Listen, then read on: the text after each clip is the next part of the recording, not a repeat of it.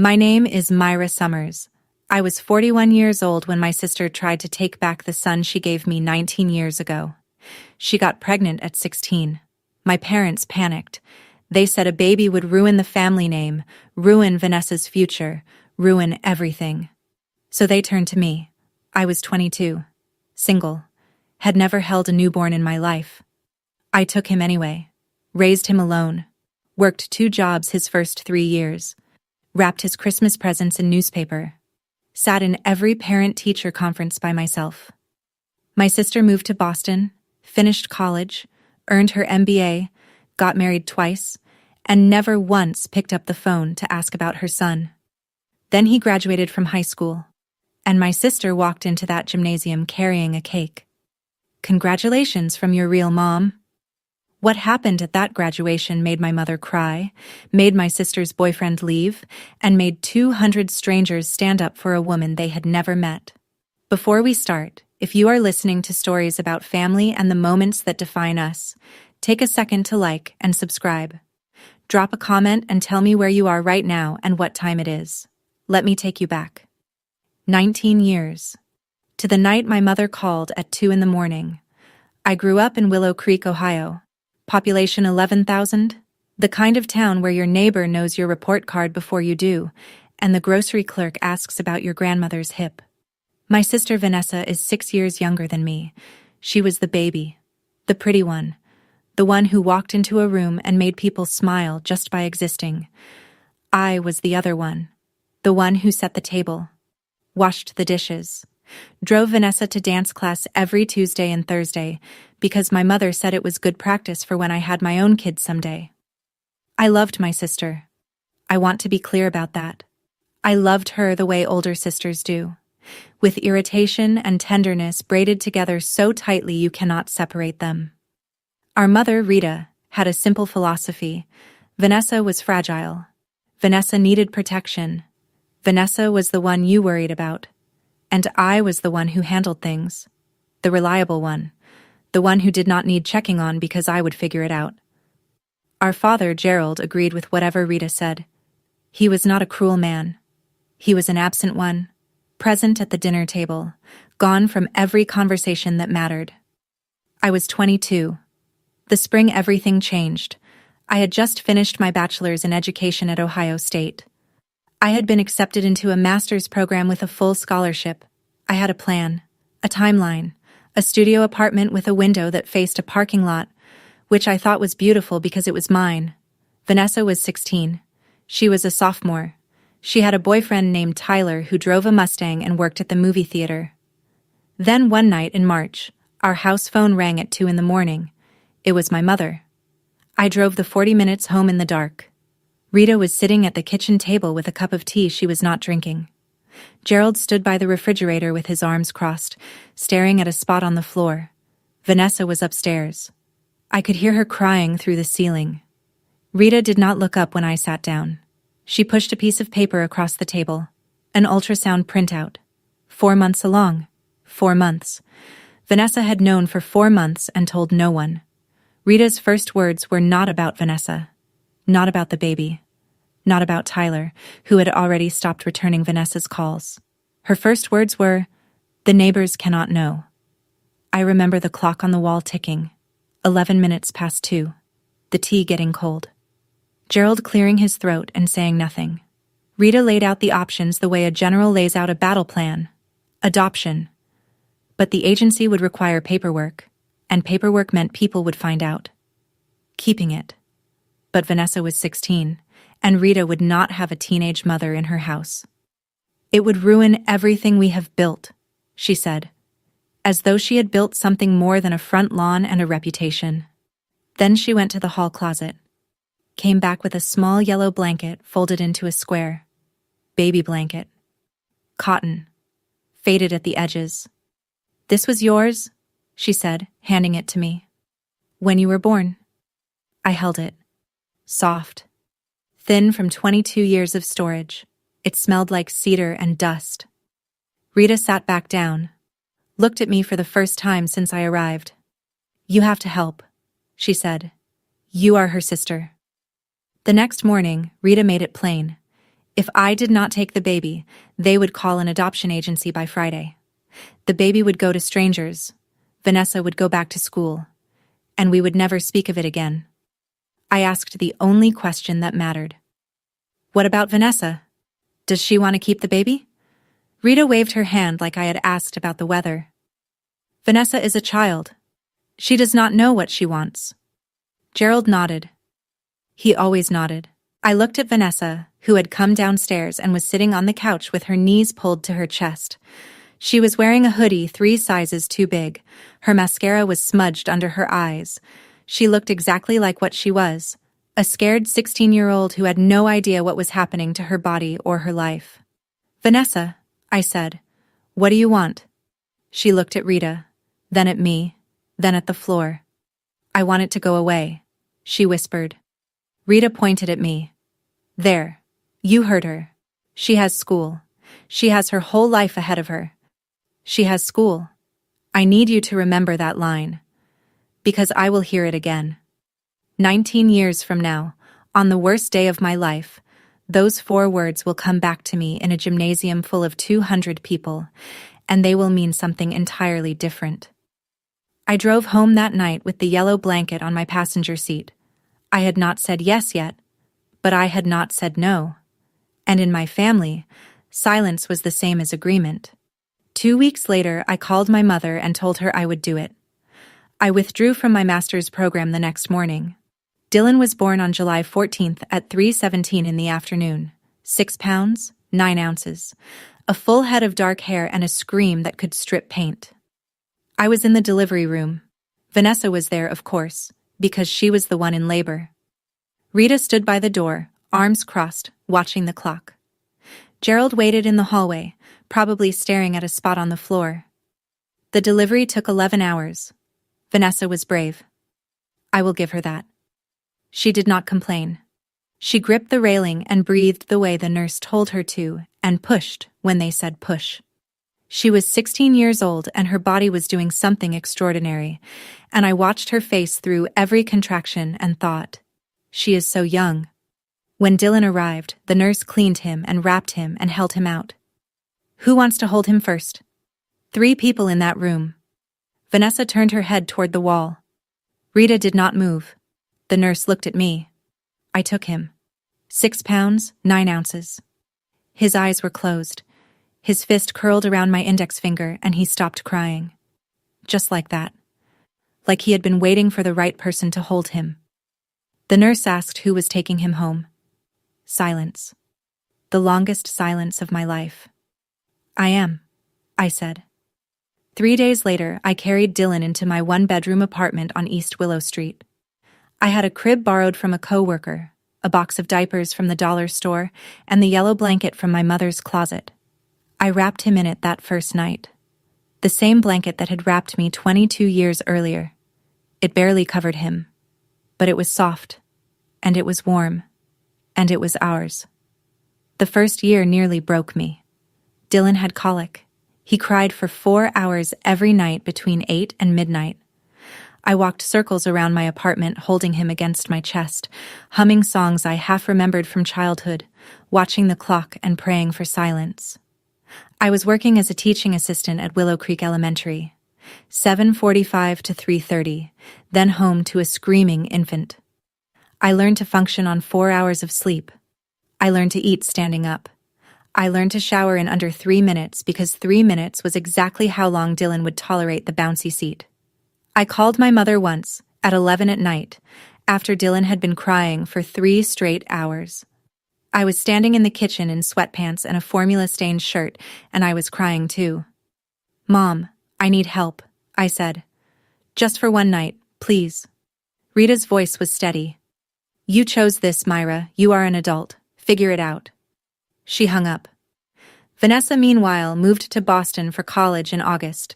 She had been accepted to a small private school, tuition paid by a combination of scholarships and our parents' savings. The same savings they said could not cover Dylan's pediatrician bills when I asked. In October, a family court in Franklin County granted me legal guardianship of Dylan. The paperwork was straightforward. Vanessa signed the voluntary relinquishment forms by fax. From Boston. During rush week. I filed the papers in a small fireproof safe I kept under my bed, next to the yellow blanket, next to Dylan's hospital bracelet, next to a photograph of him sleeping on my chest at 4 days old, mouth open, fist curled, peaceful for the first time since birth. He was mine. Legally. Finally. Completely. Let me give you the next 5 years in snapshots. Dylan at 1. First steps. He walked from the coffee table to the couch, 3 feet of open air, arms out, grinning like he had conquered Everest. I recorded it on a flip phone that barely held 30 seconds of video. I still have that video. Dylan at 2. Ma was his first word. Not mama or mommy, just ma. Short. Efficient. Like he had already figured out the most important thing and did not need extra syllables. Dylan at 3. I started teaching part-time at Willow Creek Elementary, mornings only, while a neighbor named Patty watched Dylan for $40 a week. Patty had 6 grandchildren and the patience of a geological formation. Dylan loved her. Dylan at 4. He could read. Not just letters, words, sentences. He read the cereal box at breakfast and asked me what riboflavin meant. I had to look it up. Dylan at 5. First day of kindergarten. I stood outside the school gates for 15 minutes after he walked in, just in case. He did not look back. He marched in with his Spider-Man backpack and did not look back. And I was so proud and so devastated at the same time that I sat in my car and cried. No one from the Summers family visited during those 5 years. Not once. No Christmas presents. No birthday cards. Rita called occasionally to ask how I was managing, never to offer help.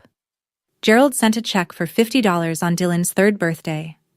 No note. Just the check. Christmas morning when Dylan was 3. Just the 2 of us. I wrapped his gifts in newspaper because I could not afford wrapping paper. He did not notice. He was 3. He thought the comics page was part of the gift. When Dylan was 6, Vanessa called. It was a Tuesday evening. I was making spaghetti.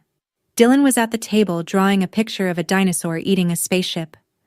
The phone rang and the caller ID showed a Boston area code, and I almost did not answer because I thought it was a telemarketer. Myra, it's Vanessa. Her voice had changed, deeper, more polished, like she had been taking classes and sounding like an adult. She did not ask about Dylan, not how he was doing in school, not what he liked to eat. Not whether he still had colic or had outgrown it years ago. She did not ask any of those things. She asked about a car. A 2003 Toyota Camry she had left in our parents' garage 6 years ago.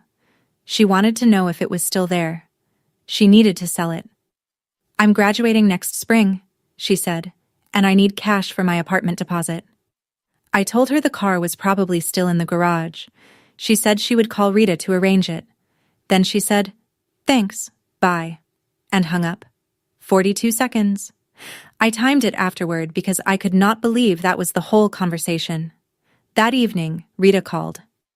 Your sister is graduating next spring, top of her class, business and marketing. Do not make things difficult for her. I'm not making anything difficult for anyone, I said. I'm making spaghetti. Vanessa graduated summa cum laude from Emerson the following May. Rita drove to Boston for the ceremony. Gerald went too. They had the graduation photo framed and hung in the living room. Professionally matted. 18 by 24. Dylan's first day of school photo was on my refrigerator, held up by a magnet shaped like a ladybug. It was not in their house at all.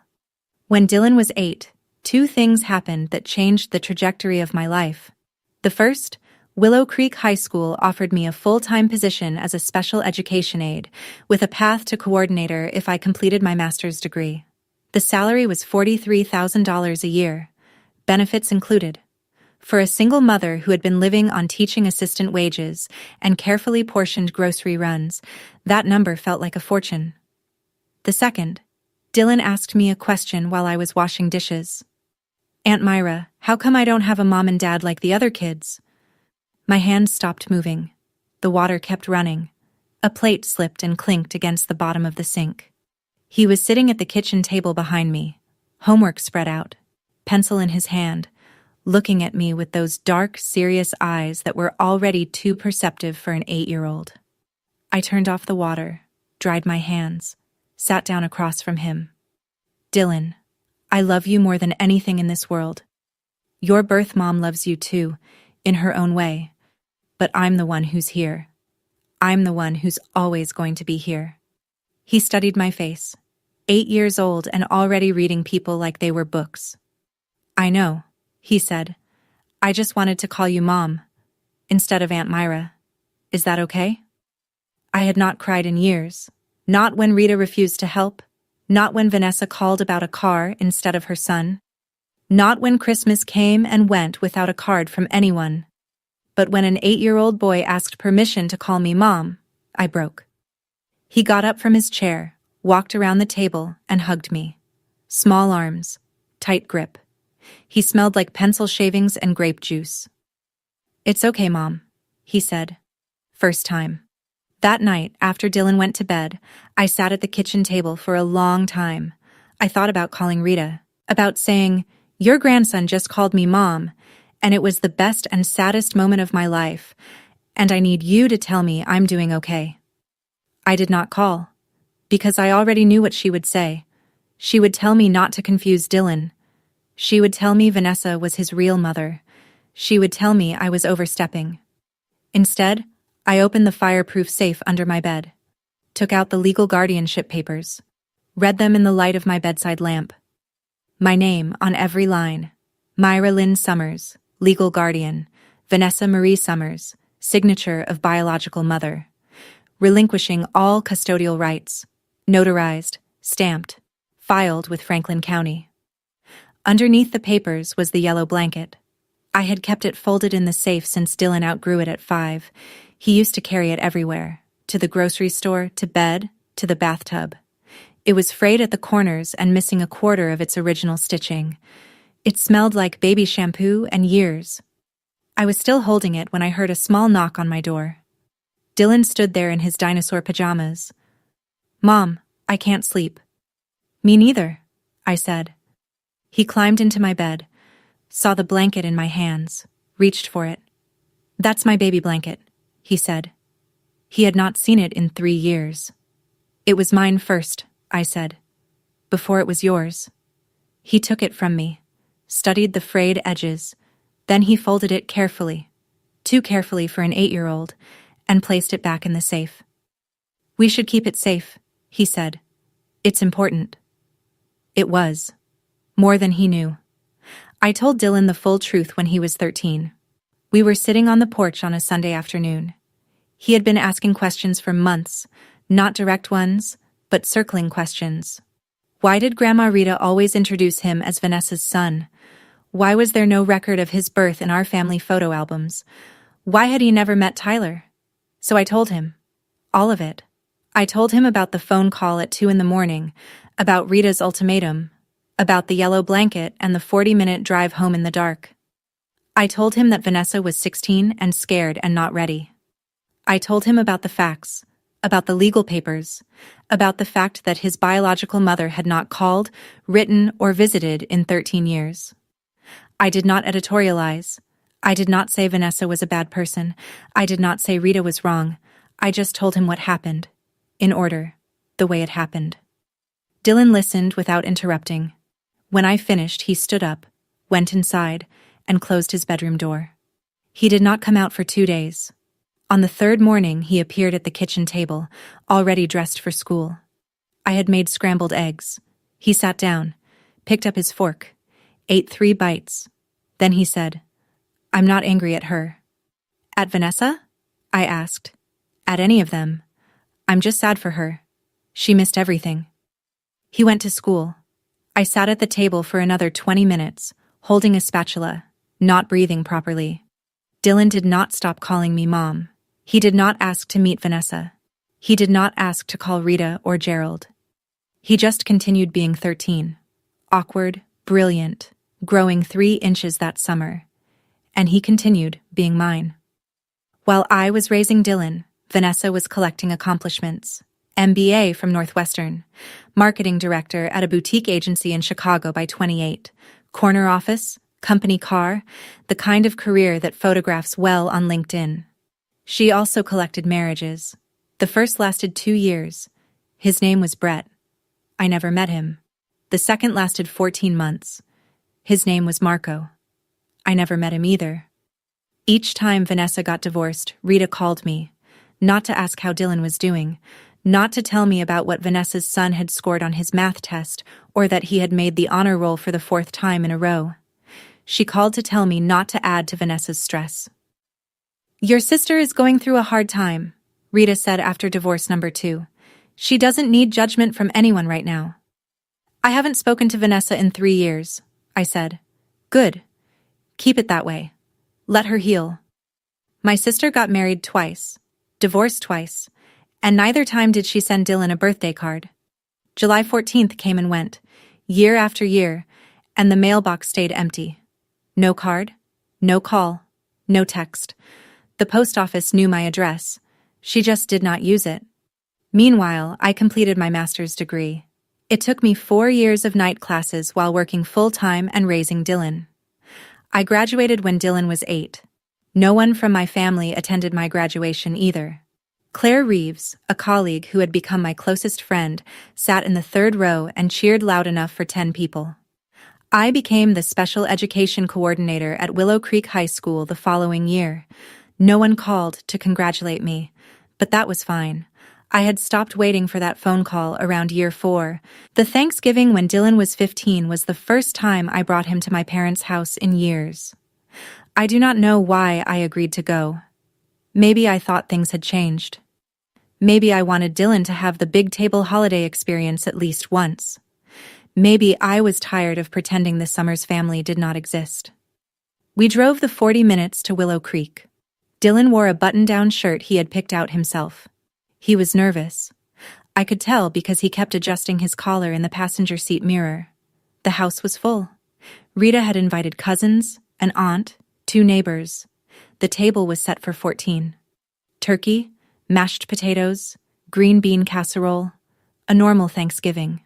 The kind you see in movies. Rita met us at the door. She hugged Dylan, brief, performative.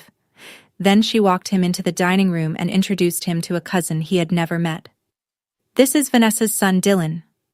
Not Myra's son, not our grandson who Myra has been raising single-handedly for 15 years, not even Dylan, just Vanessa's son. Dylan's hand found mine under the table. He squeezed. 15 years old, and he understood the dynamic better than anyone in that room. Gerald carved the turkey.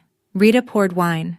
No one asked Dylan about school, about his grades, about the science fair project that had won 2nd place at the state level.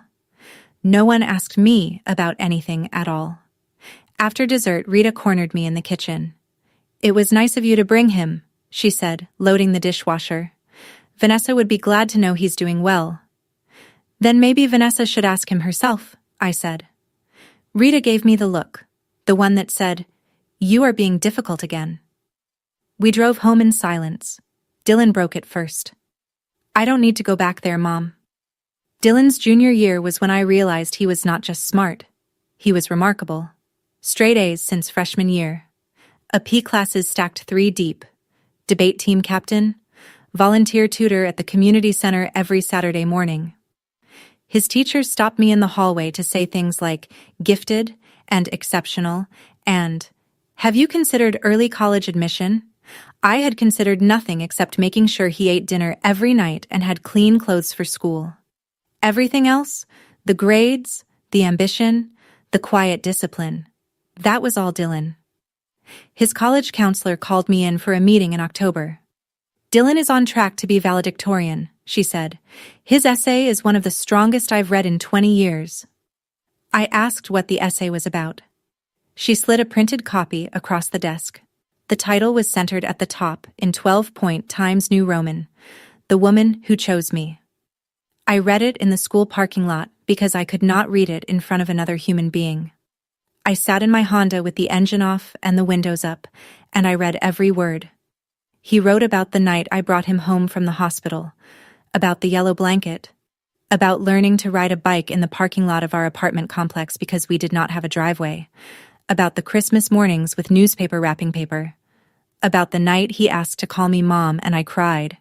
He wrote, "Biology is an accident. Love is a decision. My mother made that decision every single day for 19 years, and she never once asked for credit." I sat in that car for 20 minutes before I could drive. The parking lot emptied around me. The sun went down. I held that essay against the steering wheel and I let myself feel every single year. 2 months before graduation, Dylan showed me the group chat. He came home from school on a Wednesday and set his phone on the kitchen counter, screen up. "Mom, you need to see this." It was a family group text. Rita, Gerald, Vanessa, Aunt Patrice, Uncle Dale. Someone had added Dylan to the thread by accident, probably Rita, who could barely operate her phone on a good day. The messages went back 2 years. I scrolled through them sitting at the kitchen table while Dylan stood by the window, arms crossed, watching me.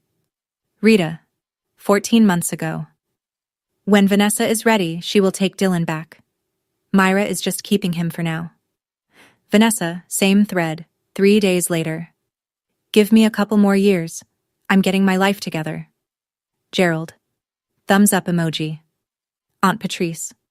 "Poor Vanessa, she's been through so much." Uncle Dale. "Myra should be grateful she got to have a kid at all." I read every message, twice. My hands were steady because they had to be. The kitchen was quiet except for the refrigerator humming. 2 years. For 2 years, my family had been discussing the return of my son like he was a borrowed lawnmower, like I was storing him temporarily until Vanessa was ready to pick him up. I set the phone down, looked at Dylan. "Why didn't you show me this sooner?" "Because I didn't want you to lose them," he said, "even though they don't deserve you." 17 years old, standing in my kitchen, protecting me from my own family. I did not call Rita. I did not call Vanessa. I did not scream or cry or throw anything. I went to the bedroom, opened the fireproof safe, and checked the guardianship papers. Every page, every signature, every notarized stamp. Then I closed the safe, and I went back to making dinner. If you have ever been the one everyone leans on but nobody thanks, if you have been the reliable one while someone else got the applause, then you know exactly what this feels like. Hit that subscribe button and stick around.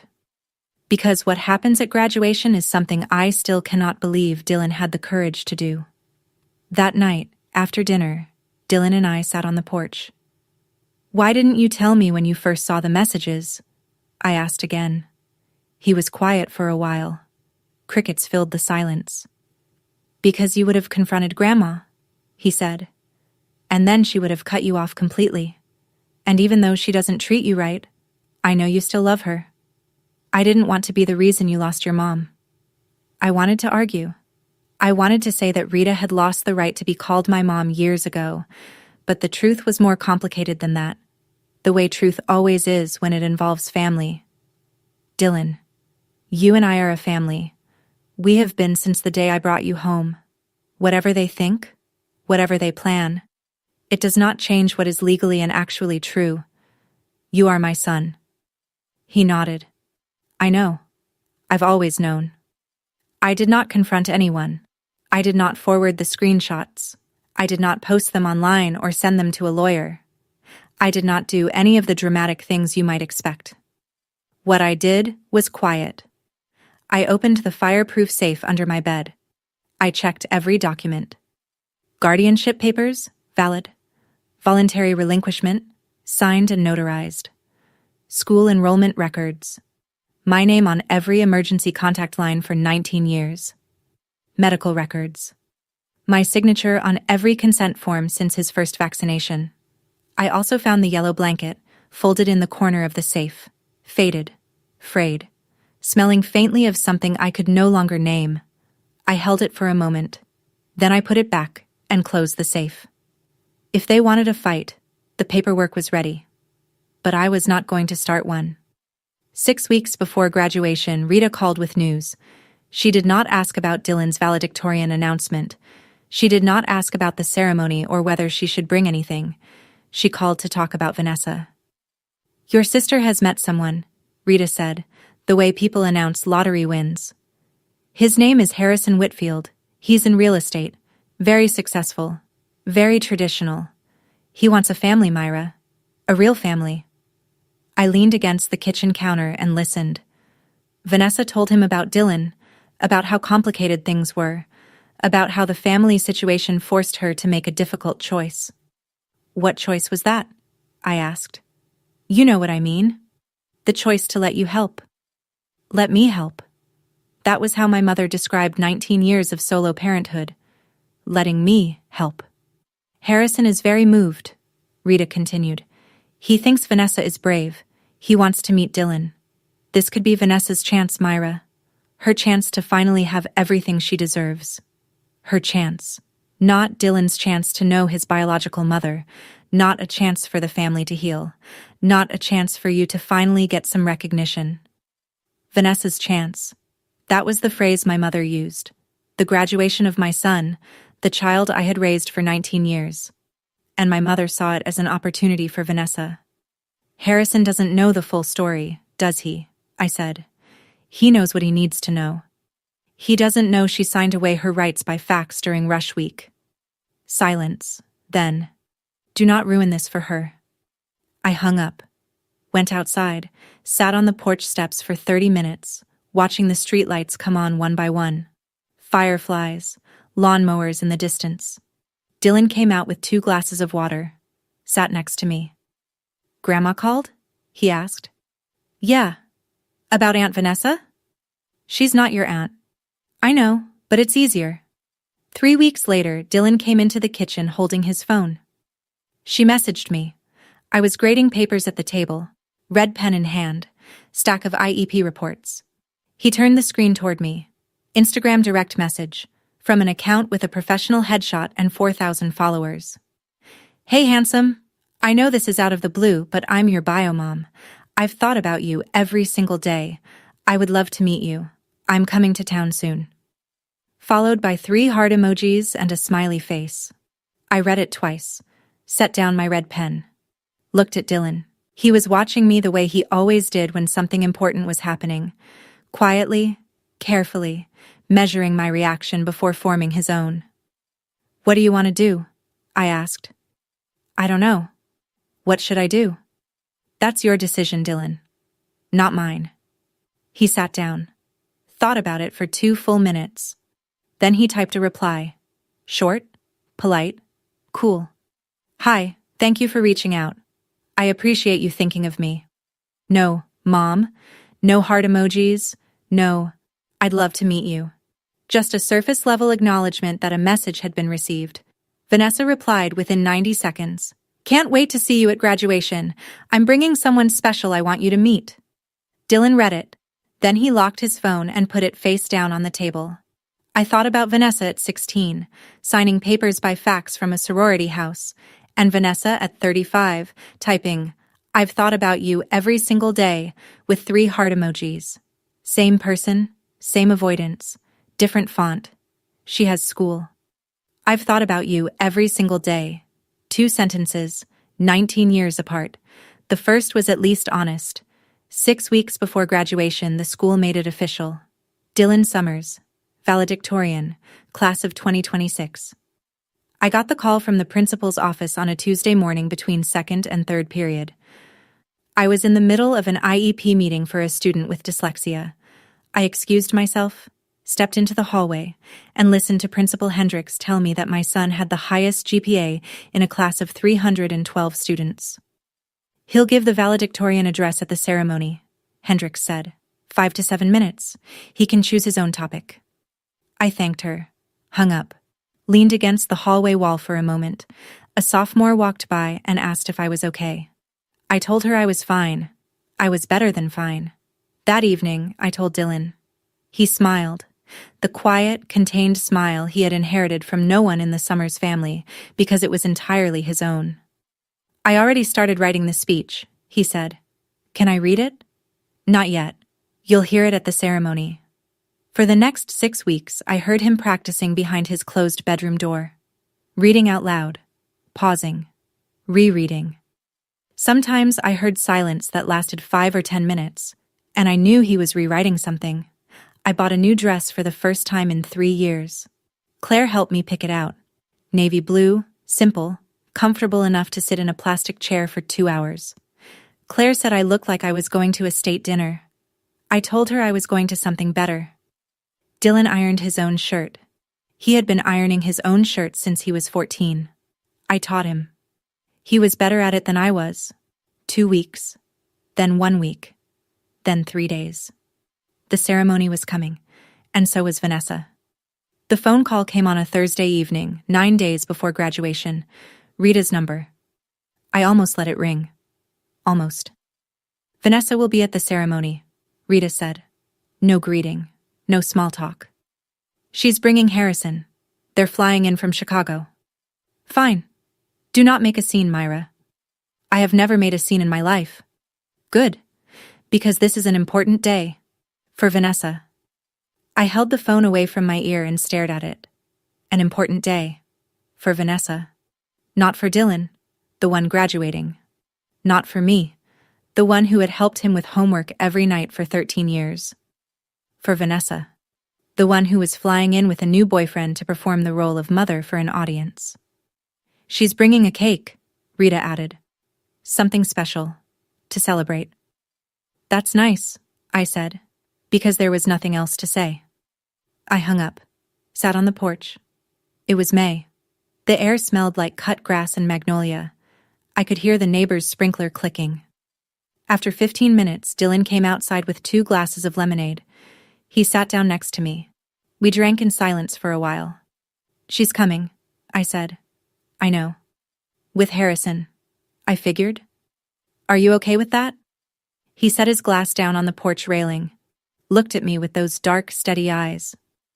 Mom, I have been okay for a long time. I was okay when I was 8 and asked to call you Mom. I was okay when I was 13 and you told me the truth. I was okay when I read the group chat. And I'm okay now. He stood up, squeezed my shoulder. She can bring whoever she wants. She can bring a cake and a banner and a marching band. It won't change anything. He went inside. I stayed on the porch until the sun went down. Graduation morning. I woke at 5:30. Could not go back to sleep. Made coffee. Sat at the kitchen table listening to the house breathe. Dylan's cap and gown were hanging on the back of the dining room chair. Navy blue. Gold tassel. I had picked them up from the school office 3 days ago and pressed them with the iron on low heat, a damp cloth between the polyester and the plate, the way my mother taught me to iron when I was 10. Dylan came downstairs at 7. Showered, shaved. He had been shaving for 2 years now, though there was barely anything to shave, and dressed in a white button-down and dark slacks. How do you feel? I asked. Hungry. I made eggs, toast, orange juice. We ate in comfortable silence. The morning light came through the kitchen window and hit the salt shaker just right, throwing a small rainbow across the table. Can I see the speech? I asked one more time. You'll hear it, he said, from the 3rd row. After breakfast, he went to his room to finish getting ready. I washed the dishes, dried them, put them away. Then I went to get dressed. When I came back downstairs, Dylan was standing in the hallway adjusting his cap in the mirror. I noticed something in his hand. Small. Yellow. Folded. The blanket. The yellow baby blanket from 19 years ago. Frayed edges. Missing stitching. He was tucking it into the inside pocket of his vest. He saw me watching, held my gaze in the mirror. For good luck, he said. Then he smiled. I did not ask anything else. I picked up my car keys. Claire was meeting us at the school. The gymnasium was 20 minutes away. It might as well have been a courtroom. The gymnasium at Willow Creek High School holds 400 people. That day, every seat was taken. Rows of plastic chairs on the gym floor. A small stage at the front with a podium, a microphone, and a banner that read, Class of 2026. The school orchestra was tuning in the corner. 3 violins, a cello, 2 flutes, and a kid with a tuba who looked like he wished he were somewhere else. Claire and I found seats in the 3rd row, left side, close enough to see the podium. Close enough to see Dylan when he walked across the stage. I smoothed my dress, placed my purse under my chair, folded my hands on my lap. Then the double doors at the back of the gymnasium opened. Vanessa walked in like she was entering a gala. Emerald green wrap dress, auburn hair in loose waves past her shoulders, heels that clicked on the hardwood. Smile wide enough to be seen from the stage. Harrison was beside her. Gray suit, silver watch.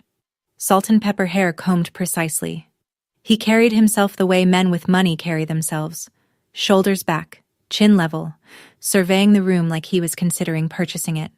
Behind them, Rita and Gerald. Rita wore a floral blouse and lipstick she only put on for special occasions.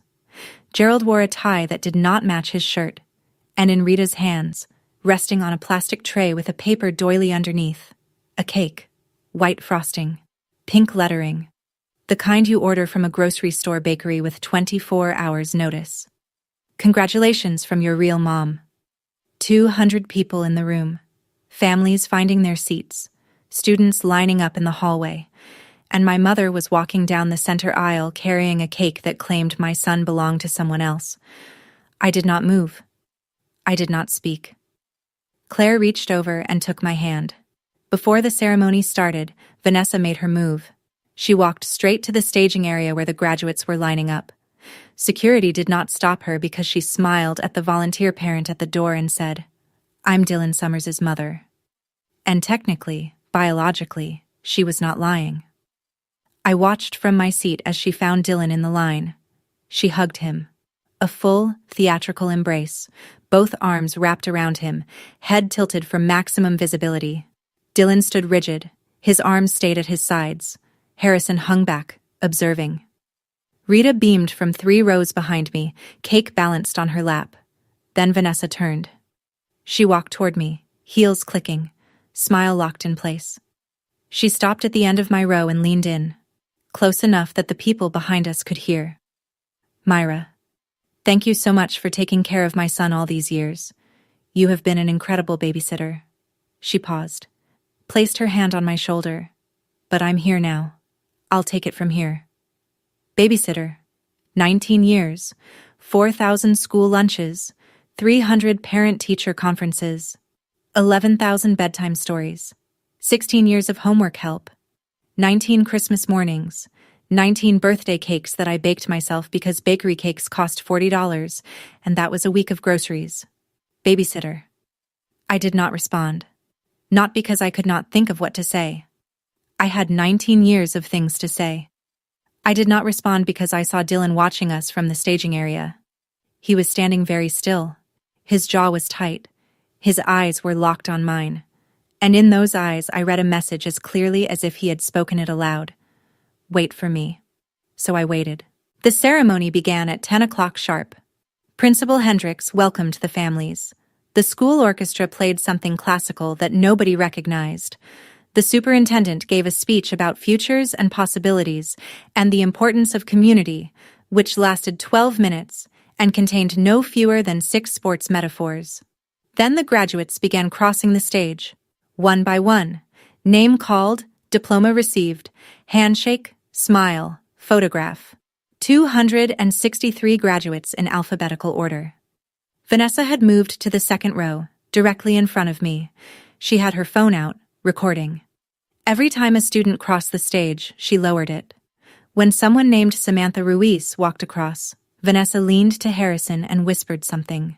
Harrison nodded. He looked comfortable. He looked like a man who believed every word his girlfriend had told him about her past. Rita sat at the end of the row with the cake on her lap. She was guarding it like it contained state secrets. Gerald sat beside her, hands on his knees, staring straight ahead. I sat in my chair with my hands folded. Claire was next to me, her phone in her purse, her attention on the stage. She was the only person in that gymnasium who knew the full story. The group chat, the facts, the 19 years. Summers, Dylan. I heard his name and everything else disappeared. The gymnasium, the crowd, the cake, Vanessa's emerald dress, Harrison's silver watch, all of it fell away. Dylan walked across the stage, tall, steady, cap perfectly straight. He shook the superintendent's hand, received his diploma, and looked down at me in the third row. He winked. Then he walked to the podium. Because the next item on the program was the valedictorian address, and every person in that gymnasium was about to learn who Myra Summers really was. Dylan adjusted the microphone, cleared his throat, unfolded a piece of paper. "Good morning," he said. His voice was clear, calm, projected the way I had taught him when he was 12 and doing his first book report presentation. "Graduates, families, faculty, thank you for being here." He started with the expected material: freshman year disorientation, the cafeteria mystery meat, that one substitute teacher who showed movies for 6 weeks straight. The crowd laughed. Vanessa laughed loudest, her hand on Harrison's arm. He talked about what Willow Creek had taught him, about the teachers who stayed late, about the janitor who knew every student's name, about the librarian who kept a secret stash of granola bars for kids who came to school hungry. He was good, natural, warm without being sentimental. The audience was with him. Then he paused. He looked down at the paper in his hands, studied it for 3 seconds, 5. Then he folded it. Carefully, deliberately, the way he folded the yellow blanket when he was 8. He placed it on the podium, and he began speaking without notes. "I've been planning this speech for 6 weeks," he said. "I wrote 9 drafts, but I realized this morning that the most important thing I want to say isn't on any of those pages." The gymnasium got quiet, the particular kind of quiet that happened when 200 people simultaneously realized something unexpected was coming. Vanessa was still smiling. She leaned forward slightly. Her phone was recording.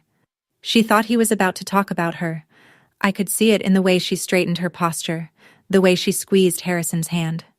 She was preparing for her moment. She had no idea what was coming. "The person I want to thank most today," Dylan said, "is not a teacher, not a coach, not a friend. It's a woman who was 22 years old when she was handed a newborn baby and told, 'This is your responsibility now.'" The gymnasium was silent. She had never changed a diaper. She had never heated a bottle. She had just been accepted into a master's program with a full scholarship, and she gave it up. The next morning. Without hesitation. He paused. Let the words settle.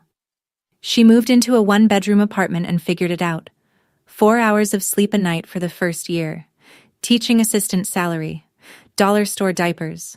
She wrapped my Christmas presents in newspaper because she couldn't afford wrapping paper. Somewhere in the back of the gymnasium, someone sniffed. A mother, probably. Someone who recognized the bone-deep exhaustion in those details. She went back to school when I was 5. Night classes. 4 years. She graduated with a master's degree in special education, and nobody from her family came to her ceremony. One friend sat in the 3rd row and cheered loud enough for 10 people. Claire squeezed my hand so hard I lost feeling in my fingers. She helped me with homework every night for 13 years. She taught me to cook, to do laundry, to shake hands firmly and look people in the eye. She taught me to iron a shirt and change a tire and write a thank you note by hand. She came to every parent-teacher conference, every school play, every awards assembly. She never missed one. Vanessa was no longer smiling. Her phone was still recording, but her hand had dropped to her lap. She was looking at Dylan with an expression I had never seen on her face before. Confusion, then recognition, then fear. Dylan looked directly at me. 3rd row, left side. "She is not the woman who gave birth to me," he said. "But she is the woman who chose me, every single day, for 19 years, without asking for anything in return, without complaining, without quitting." His voice did not crack. His hands did not shake. He stood at that podium with the composure of someone who had spent 19 years learning composure from the most composed person he knew. "Her name is Myra Summers. She is my mother." The gymnasium erupted. 200 people clapping, some standing, a few wiping their eyes. Claire was crying openly. The orchestra teacher in the corner was dabbing her face with a program sheet.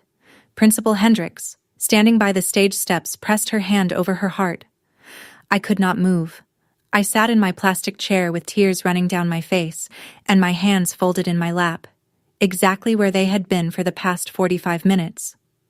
Except now, they were shaking. Vanessa sat 2 rows ahead of me. She had stopped clapping. Her phone was in her lap, still recording the ceiling. Harrison was looking at her, then at me, then at Dylan on the stage, then back at Vanessa. Rita sat at the end of her row. The cake was still on her lap. "Congratulations from your real mom." The pink lettering facing outward, visible to everyone around her. Except now, those words meant something entirely different. Because 200 people had just heard Dylan Summers name his real mom, and it was not the woman on the cake. I looked at my son on that stage. He looked back at me, and he mouthed 2 words that no one else could see. "Thank you." If you are still here, you already know this is not just a graduation story. It is about who earns the title of mom. If you have ever held someone together when nobody was watching, this one is for you. Like, subscribe, and stay with me. The ceremony ended. Families spilled out onto the grass. Graduates hugged classmates. Cameras clicked. The afternoon sun was warm, and the air smelled like fresh-cut lawn and cheap cologne. I was standing near the oak tree by the parking lot when Vanessa found me. She came fast, heels sinking into grass, mascara already smudging at the corners. Harrison trailed behind, hands in his pockets, mouth pressed into a thin line. "What was that?" Vanessa's voice was sharp, loud enough for the cluster of parents nearby to turn around. "What did you tell him to say?" "I didn't tell him anything." "You coached him. You turned my own son against me." Dylan appeared behind her, still in his cap and gown, diploma in one hand. "Nobody coached me," he said. His voice was even, quiet, the voice of someone who had rehearsed this moment in his head for years. "I wrote that speech myself." Vanessa spun toward him. "Baby, I'm your mother. I gave birth to you. I carried you for 9 months. And then you signed a piece of paper and faxed it from a sorority house," Dylan said. "During rush week." Vanessa's mouth opened, closed, opened again. "Grandma told me once that you had to go because you had school," Dylan continued. "And you did go to school. For 19 years. You went to school and to a career, and to 2 marriages, and to Chicago. And that's fine. But you don't get to walk into my graduation with a cake that says real mom and pretend those 19 years didn't happen." He looked at Rita, standing 10 feet away with the cake still in her hands. "And Grandma, you said today was Vanessa's chance. But this is my graduation, not her audition." Harrison stepped forward. He had been silent for the entire exchange, watching with the careful attention of a man who builds deals for a living and knows when the numbers do not add up. "Vanessa," he said. His voice was low, controlled. "You told me the family situation was complicated. You told me you were forced to give him up. That's the word you used. Forced." Vanessa wiped her eyes. "Harrison, it was complicated." "Did you sign away your parental rights voluntarily?" "I was 16. "Did you sign voluntarily?" The people around us had stopped pretending not to listen. A parent with a camera lowered it. 2 graduates nearby turned to watch. Vanessa looked at Rita for rescue. Rita stepped forward, reaching for Harrison's arm. "You don't understand our family." Harrison moved his arm away. He looked at me. Really looked, for the first time. "You raised him? From birth?" "Yes," I said. "Alone?" "Yes." He turned back to Vanessa. His jaw was set. His eyes had changed. The warmth was gone, replaced by something cold and precise. He did not say another word to her. He straightened his jacket, adjusted his watch, walked across the grass to the parking lot. I heard his car start, a clean, expensive sound, and watched it pull out of the lot, past the school sign, past the gymnasium, and down the road toward the highway. Vanessa stood in the middle of the lawn in her emerald dress with her auburn hair catching the sunlight, and she watched the only man who had ever made her want to be a mother drive away. Because he had just learned that she never was one. The cake sat on the grass where Rita had set it down. Nobody had touched it. Nobody ever would. In the silence that followed Harrison's departure, something shifted in Rita's face. She was looking at Dylan. Not at Vanessa, not at me. At Dylan. Standing there in his cap and gown, diploma in hand, yellow tassel brushing his shoulder. Her grandson. The baby she had given away to me 19 years ago with a yellow blanket and an ultimatum. Her eyes were wet. Her lower lip trembled. For one single moment, maybe 3 seconds, maybe 5, I saw something in my mother's face that I had never seen before. Regret. Actual, unfiltered regret. She opened her mouth, and I thought, this is it. This is the moment she apologizes. This is the moment she says she was wrong. This is the moment 19 years of silence breaks open and something real comes through. Myra, she said. I waited. If you hadn't poisoned him against his own mother, none of this would have happened. And just like that, the moment was gone. The wet eyes dried. The trembling lip set itself into a firm line. The regret, if it was ever regret, collapsed back into the fortress of righteousness that Rita had been living inside since before I was born. Gerald stood behind her, quiet as ever, staring at the grass. He had not said one word since arriving. Dylan looked at Rita. His expression was patient, not angry, not contemptuous. Just patient. The way you look at someone who cannot hear you no matter how clearly you speak. Grandma, he said, no one poisoned me. I'm 19 years old. I have eyes, I have ears, and I have 19 years of memories. Do you know how many of those memories include you? 7 Thanksgivings, 3 Christmases, 1 birthday card, that's it. He paused. Do you know how many include Mom? He gestured toward me. All of them, every single one. She's in every memory I have, because she was there.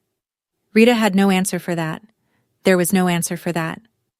Dylan turned to Vanessa. She was standing 3 feet away, mascara streaked, arms wrapped around herself. I'm not trying to hurt you, he said. I need you to hear that. I'm not angry. I'm not punishing you. But I need you to understand something. He took a step closer. If you want to be in my life, you can be. I would like that. But you have to start from now. Not from a cake. Not from a speech. Not from an Instagram post that says, my son, my pride. When you don't know my GPA, my best friend's name, or what I'm allergic to. Vanessa blinked. What are you allergic to? Tree nuts, Dylan said. Since I was 4. Mom figured it out when I broke out in hives at a birthday party. She drove me to the ER doing 60 in a 35 zone. She sat in the waiting room for 4 hours holding a juice box and praying. He reached into his vest pocket, pulled out something small and yellow and faded. The blanket. The baby blanket from 19 years ago. The one that had wrapped me as a newborn. The one that had wrapped him the night I brought him home. The one that had lived in a fireproof safe under my bed for the past 14 years. He unfolded it, held it up for a moment. Then he walked to me, took my hand and placed it in my palm. This is yours, Mom. It was always yours. I held that blanket, thin as tissue, soft as memory, frayed at every edge.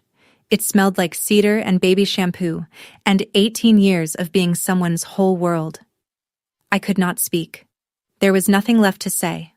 My son had said it all. Claire put her arm around my shoulders. The parents nearby were silent. Even the tuba kid had stopped packing up his instrument to watch. The next few minutes happened in fragments.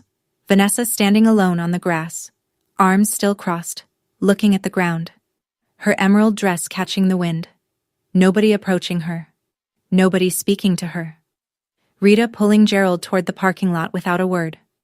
Gerald following, the way he always followed. Neither of them looking back. The cake sitting on the grass near the oak tree.